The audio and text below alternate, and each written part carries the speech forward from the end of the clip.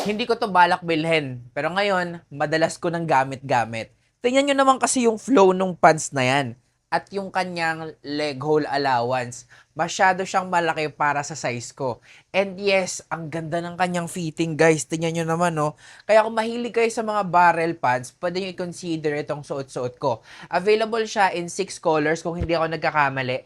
Ang suot-suot ko is yung color beige.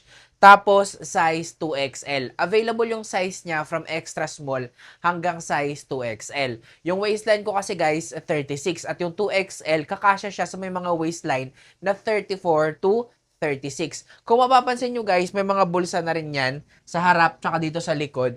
Tapos, ang ganda talaga ng kanyang fitting. Akala ko talaga nung una budol to pero sulit din pala yung pinambili ko. 299 pesos ko to nabili, tapos unisex na rin. Kaya kung naghahanap kayo ng barrel pants na ganito, pwede nyo i-consider itong suot-suot ko. All you have to do is to click the link, hanap ka dyan ng size saka kulay, tapos i-check out mo to.